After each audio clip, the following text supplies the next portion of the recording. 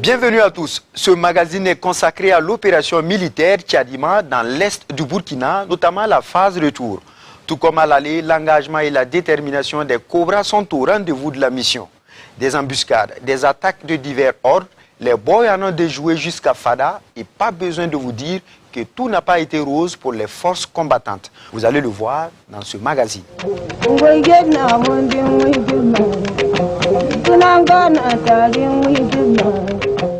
L'opération Tchadima est en plein désengagement. Sur le chemin du retour, après une nuit à Diapaga, le convoi prend la route pour Kanchari. 60 km à parcourir avec des obstacles comme les ponts Tapua-Djerma et Boudieri.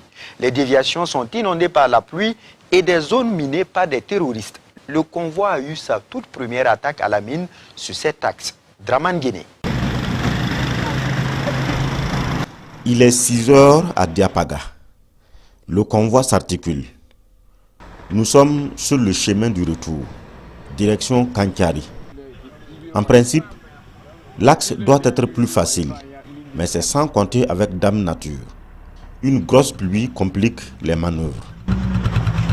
La première épreuve, c'est ici au pont Tapua-Djerma. Le pont est dynamité par l'ennemi. Nous descendons sur le déversoir très restreint et totalement inondé.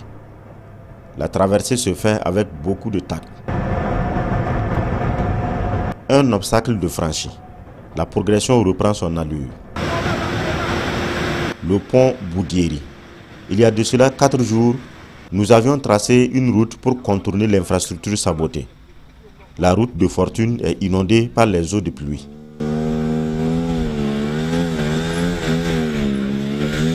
Il faut checker la boue pour se rassurer qu'elle n'est pas minée et reprendre le tracé. Sur le long du contournement, aucun objet malveillant. Même les endroits les plus suspectés sont sans danger. Le danger, c'est ici sur terre ferme, juste à la jonction de notre déviation avec le goudron. 6 véhicules passent, des éléments à moto aussi, mais RAS. Au passage de la remorque transportant notre machine à tout faire, le bulldozer, une détonation. Prenez vos dispositions, prenez vos dispositions. Le long véhicule est immobilisé, mais plus de peur que de mal. La mine a pris juste après la cabine. Le chauffeur et ses apprentis sont sains et saufs. Vous voyez, ça a sauté tout le système de freinage ici. Donc ici, ça ne peut plus freiner. Le système de freinage est touché car la boîte à air est soufflée. Le gros porteur n'a plus de frein et les roues grippées. Il faut d'abord libérer les roues. Tout le monde devient mécanicien. Soldats et civils tentent de sauver le véhicule. Sans boîte à air, les tubes sont raccommodés, mais ils volent en éclats à chaque essai. La pression de l'air est très forte. On reprend le système, mais cette fois-ci, la boîte à air est remplacée par ce duo, soldats et apprentis. Ils doivent maintenir les tubes connectés jusqu'à destination. Nous avons encore 15 km de route pour rallier Kanchari. Le gros porteur doit poursuivre sans frein et les 2 éléments entre le tracteur et la remorque. C'est ainsi que nous abordons Kanchari. Le véhicule est admis au garage et nous passons la nuit ici.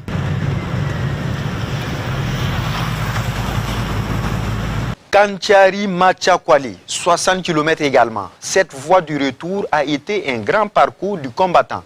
À la sortie de la ville, la route annonce ses couleurs. Un incident à la mine vise les démineurs.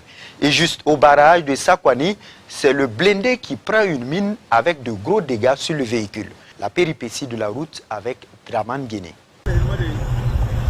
Pourtant, tout allait bien ce matin pluvieux.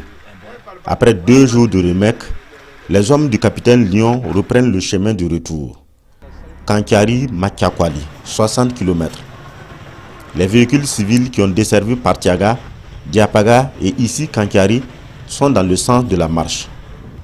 Des centaines de candidats au concours et autres passagers profitent du convoi. La sortie de la ville est des plus nostalgiques, car ici, il y a 5 jours de cela, la population en liesse accueillait les cobras, source de leur espoir. Le lieutenant Kaira, le second du capitaine, organise le départ. Nous prenons place à bord de son blindé. À la sortie de la ville, la route annonce ses couleurs. Un incident à la mine vise les démineurs, le vieux lion en tête. À la hauteur de celui qui est couché du truc, les deux là.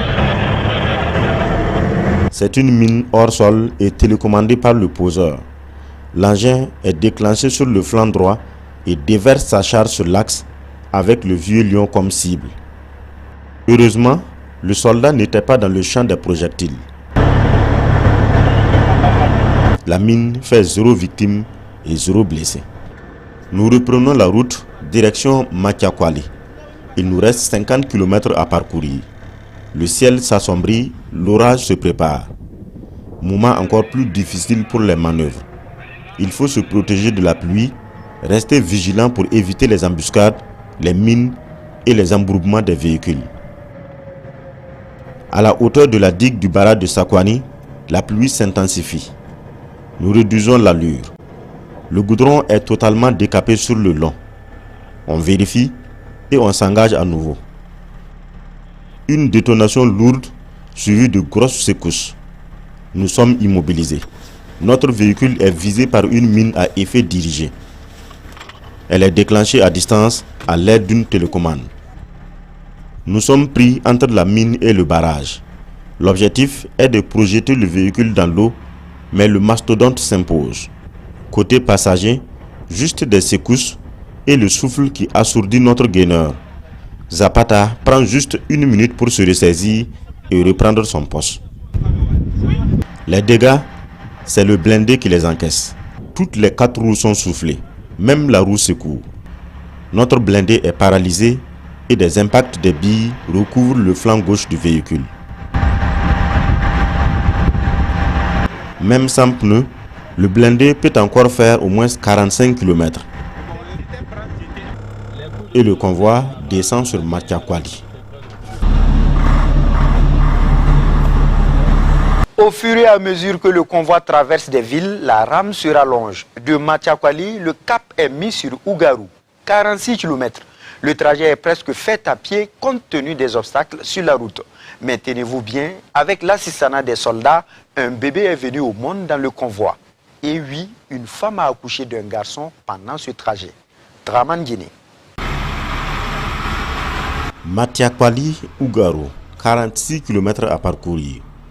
Nous renouons avec l'épreuve de la route. Presque un trajet à pied. Les soldats marchent et réparent la route pour le convoi. Plus de 10 heures pour un trajet de 46 km. Tout le monde est éprouvé. Mais c'est quand même le circuit du bonheur. Parmi les populations qui suivent le convoi, une femme est en travail. C'est le calvaire de la route qui déclenche le travail ou une grossesse à terme. En tout cas, la fille, le médecin militaire, est appelé au secours. Nous sommes en tête du convoi, donc à plusieurs kilomètres du camion maternité. Les photos nous sont rapportées par les soldats. Le bébé Kiadma est né en pleine route dans la guerre de reconquête. C'est un garçon, un guerrier nous est né. Le capitaine Lyon réquisitionne un véhicule personnel pour le transport du bébé et de sa mère. La tête du convoi est à Ougarou à 15h30. C'est à 17h que le dernier véhicule rentre sur la ville. Le véhicule rouge aussi. À son bord, le bébé et sa mère. Le père aussi est dans le convoi. Le bivouac est un milieu hostile. Le nouveau-né ne peut pas supporter le milieu. Sa mère non plus. Ils doivent avoir un traitement particulier, même s'ils sont déjà aux petits soins des soldats. Le capitaine Lyon fait atterrir l'hélicoptère. C'est dans ce confort que le bébé rentre sur Tanwalbougou, la destination des parents. Pour nous, Tanwalbougou est encore un objectif. Nous passons la nuit ici à Ougarou pour reprendre le chemin demain matin. Jusque-là, le désengagement se passe bien. À présent, l'étape de Ougarou-Tanwalbougou, où l'épreuve majeure de l'axe, c'est bien celle de la route avec le contournement du pont Tapoua saboté. Avec la pluie, presque la totalité des véhicules se sont embourbés. Le bulldozer et la pelle hydraulique ont assuré le désembourbement. Après la déviation, le convoi descend sur Tanwalbougou à 14 h après 7 heures de route. Draman Guinée. Lentement mais sûrement, nous avançons vers Fadane Gourma. L'avant-dernière ville est visée ce matin, Tanwalbougou. Le départ est pris à Ougarou à 7 h, 45 km de route. Le convoi se rallonge à chaque escale. Une centaine de véhicules civils sont dans les rangs. La voie tracée dans la forêt pour contourner les obstacles à l'aller est impraticable au retour, certainement minée par les groupes armés terroristes. Le Bir 2 est en tête. Nous embarquons alors avec le lieutenant Aigle. Il coordonne les opérations à l'avant. Le lieutenant Aigle décide d'éviter la route de fortune de l'allée. Il faut alors tracer une autre plus en profondeur. Pour cela, une rizière est à traverser. Pourtant, la zone est arrosée la veille. Les véhicules légers souffrent, mais traversent le bas-fond d'au moins 3 km. Les engins militaires sont beaucoup plus robustes, mais souvent en souffrance. Celui-là est stoppé net dans la boue, les roues presque avalées. Impossible d'avancer. C'est le tour des camions civils. La benne qui apporte de l'agrégat est elle-même embourbée. À tour de rôle, les véhicules en souffrance ont le soutien du bulldozer et de la pelle hydraulique.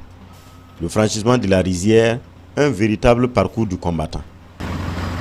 Ce véhicule ghanéen est bloqué ici à l'allée. Mais les soldats s'étaient rassurés qu'il n'y reste que du matériel non utilitaire pour l'ennemi.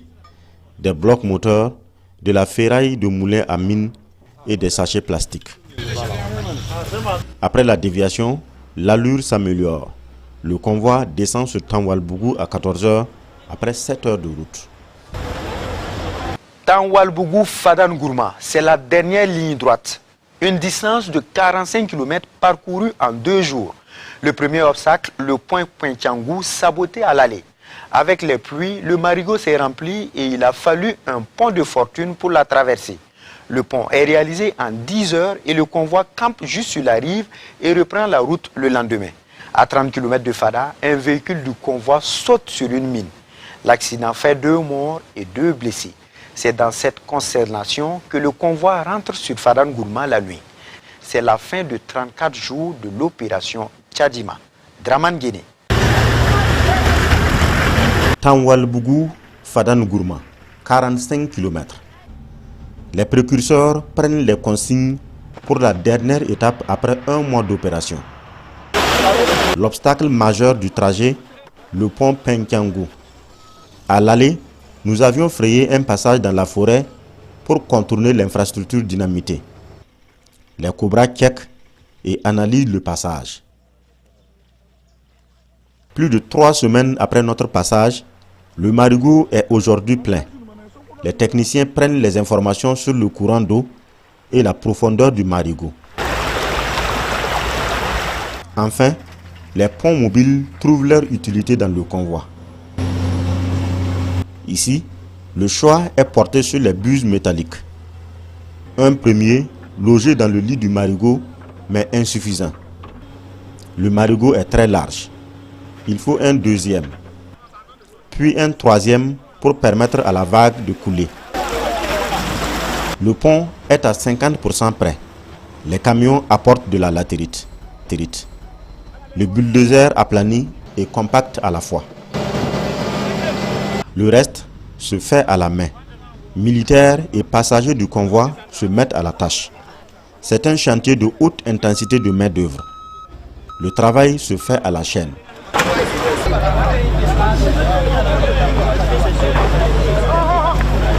Au bout de 10 heures d'horloge, l'ouvrage est opérationnel. Le convoi traverse, mais il se fait tard. Nous campons sur l'autre rive à seulement 10 km du point de départ. Le lendemain, nous reprenons la route. Fadane Gourma est maintenant à 35 km. La zone est très boisée. En profondeur, les hommes découvrent des trous individuels de combattants. La vigilance se renforce. Des guetteurs terroristes sont neutralisés pendant la progression. Les démineurs évoluent pratiquement à pied. La pluie rend difficile leur travail. Les nids de poules sont devenus des flaques d'eau. Le checking devient alors plus compliqué. C'est dans ce labeur que nous progressons. Cette flaque d'eau est notre cauchemar. Un passage obligatoire, mais l'eau est très profonde. Après le checking, le véhicule de tête franchit. Le deuxième s'engage, puis une grosse détonation. Le pick-up est pris dans un piège à la mine. 2 vies arrachées. Une fois de plus, la mine fait des victimes. Scorch et GA ne répondent plus à l'appel. 2 Cobras ont consenti le sacrifice suprême pour la nation. La mission est noble, secourir des populations au prix de la vie. Scorch et GA ont mené la guerre jusqu'au sacrifice suprême. Pour le respect de leur dignité, nous choisissons de ne pas montrer les images. Nous enregistrons 2 blessés. Ils sont téléportés sur Fadane Gourma pour une prise en charge. Pathétique. Sur près de 1000 km sans faute, c'est à la porte de la destination que le danger nous croise. Ce sont les réalités de la guerre. Pour les frères d'armes, rien n'ébranle leur engagement de défendre la nation. Mieux, la meilleure façon de rendre hommage aux martyrs, c'est de réussir la mission.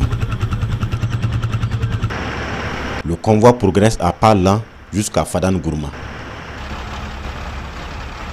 Fin de guerre pour Scorch et GA, fin aussi de 34 jours d'opération Tchadma. Le convoi est donc de retour sur Fadane Gourma, le point de départ. Et c'est la fin de Tchadima. Et on le rappelle, Tchadima qui veut dire sauver en langue Gourmachima. C'est ici que s'achève aussi ce magazine. Merci de nous avoir suivis.